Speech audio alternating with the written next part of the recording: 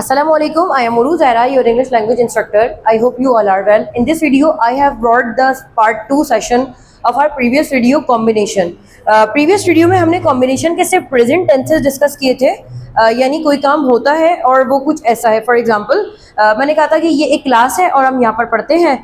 वो लोग मेरे दोस्त हैं और हम उनसे बातें करते हैं. तो हमने यहाँ पर उनकी स्टेट एंड एक्शन को डिस्कस किया था. बट इस वीडियो में हम प्रेजेंट, पास्ट एंड कुछ मिक्स की तरफ जाएंगे. सो आपने सारे काम छोड़कर इस वक्त बोर्ड की तरफ देखना है, क्योंकि यहाँ पर हर सेंटेंस आपको एक क्लियर मतलब देगा. It is my work place. अच्छा, वर्क प्लेस का मतलब होता है काम करने की जगह, चाहे वो आपका ऑफिस हो, आपका इंस्टीट्यूट हो, कोई organisation. It is my work place, ये स्टेट का जुमला है, ये मेरे काम करने की जगह है. And we regularly go there, और हम लोग वहाँ पर रोजाना जाते हैं. ये प्रेजेंट सिंपल एक्शन हो गया. It is my work place and we regularly go there. He is in ground, वो लड़का इस वक्त क्रिकेट ग्राउंड में या कोई भी ग्राउंड में है. ही is in ground and he is playing cricket, और वो क्या कर रहा है, इस वक्त क्रिकेट खेल रहा है. देखिए, इस वाले सेंटेंस से ये वाला सेंटेंस थोड़ा सा डिफिकल्ट है, ज़रा समझिएगा. It is my work place state हो गया, and he is in ground ये भी स्टेट है. फॉर एग्जाम्पल, बिल्कुल ऐसे कि इट इज़ माई जॉब, ये मेरा क्या हो गया, स्टेट हो गया. बिल्कुल ऐसे ही शी इज़ माई फ्रेंड, ये भी मेरा स्टेट हो गया. ये सेंटेंस है प्रेजेंट सिंपल एक्शन का, while it is about the progressive. इसका मतलब है काम हो रहा है, और इसका मतलब है काम होता है. हम ऑलरेडी इसको काफी मर्तबा देख चुके हैं. For example, it is my work place and we regularly go there. ये हमारा वर्क प्लेस है, हम रोजाना यहाँ पर जाते हैं. And he is in ground and he is playing cricket, ये ग्राउंड है और वो लड़का क्रिकेट खेल रहा है. मिसाल के तौर पर ये एक रेस्टोरेंट है और कस्टमर्स यहाँ पर जाते हैं. It is the restaurant and customers go there. और इसको ऐसे कहूँ कि ये एक रेस्टोरेंट है और इसके इन्वायरमेंट की वजह से लोग आजकल यहाँ जा रहे हैं. तो जा रहे हैं, that's called present progressive. It is the restaurant and because of the environment customers are going there. तो customers are moving towards it, ये भी चलेगा. इसके बाद I am moving towards the past. This was my job, ये बिल्कुल किसके opposite है, ये प्रेजेंट सिंपल स्टेट ये ऑपोजिट है, क्योंकि यहाँ पास्ट में वॉज आ जाएगा. अगर मैं कहती ये मेरी नौकरी है तो क्या हो जाता, दिस इज माई जॉब, ये मेरी नौकरी थी. This was my job and I worked for it. Past है तो ईडी फॉर्म आ जाएगा, मैंने काम किया था. मैंने काम किया था यानी ये मेरी नौकरी थी और मैंने काम किया था इसके लिए. फॉर इट का मतलब होता है इसके लिए. तो ये कहलाता है हमारा पास्ट सिंपल एक्शन. मैंने काम किया था. That was my job and I work for it, बिल्कुल ऐसे ही है. ये एक चार्जर था और मैंने इसे इस्तेमाल किया था. This was a charger and I used it. तो इज एम आर प्रेजेंट में आ रहे हैं और वॉज वर पास्ट में, और प्रेजेंट सिंपल में वर्क होता है, पास्ट सिंपल में ईडी लग जाता है. That's called second form. Those were my friends. अभी मैंने आपको प्रीवियस वीडियो में डिमॉन्स्ट्रेटिव एडजेक्टिव बताए थे.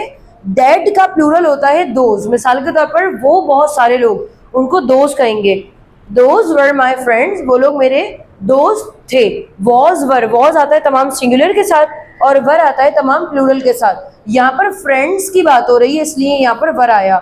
ऑलरेडी मैं आपको बता चुकी हूँ, he, she, it and I के साथ हमेशा was आता है, and we, you and they के साथ were आता है पास्ट में. Those were my friends, वो लोग मेरे दोस्त थे. and they misbehaved with me, और उन्होंने मुझसे बदतमीजी की थी.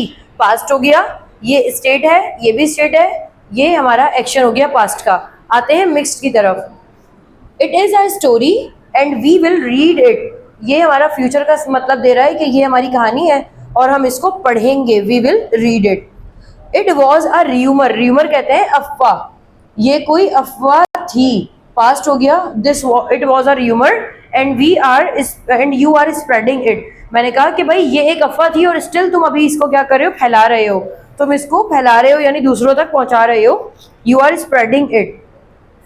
दे ब्लॉग्ड मी इन व्हाट्सएप, उन्होंने मुझे ब्लॉग कर दिया व्हाट्सएप पर. तो मैं इसको सही कर लेती हूँ या दैम कर लीजिएगा. उन्होंने मुझे व्हाट्सएप पर ब्लॉक कर दिया. And it will cost to them, cost to them का मतलब होता है उनको नुकसान होगा. It will cost to them यानी उन्हें नुकसान उठाना पड़ेगा. For example, it will cost to me, मुझे नुकसान उठाना पड़ेगा. तो स्टूडेंट, मैं अपनी बात को यहाँ पर समराइज करूंगी. हमने प्रेजेंट के दो सेंटेंसेस देखे, I work and I am working. और इसी का तीसरा हमने देखा इट इज अ वर्क। ये हमारा स्टेट का जुमला था जिसमें हमने कहा कि ये हमारा स्टेट है, मैंने कहा इट इज अ वर्क, ये एक काम है। आई वर्क मैं काम करती हूँ, एक्शन हो गया। और आई एम वर्किंग मैं काम कर रही हूँ। तो आपने याद रखना है कर रही हूँ वाले में इज एम आर आता है, इसके अलावा आपस में मिक्स मत कीजिएगा। मैंने पास्ट आपके साथ दोनों डिस्कस किए। पास्ट में आपको एक स्टेट हमने डिस्कस किया था और एक एक्शन। स्टेट में वॉज वर आ रहा है हमारे पास और यहाँ पर हमारे पास वर्ब की सेकंड फॉर्म आ रही है। मिसाल के तौर पर ये एक कैमरा था, तो कैमरा था को मैं क्या कहूंगी, दिस वॉज अ कैमरा। मैंने वीडियो बनाई थी, तो बनाई थी का मतलब क्या होता है, आई रिकॉर्डेड द वीडियो।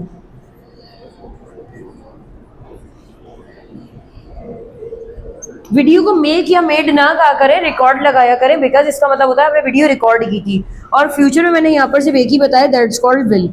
तो ये हमारे कॉम्बिनेशन है, इसी तरीके की वीडियोस मैं बनाती रहूंगी, आपने कॉम्बिनेशन की मदद से लैंग्वेज को सीखना है।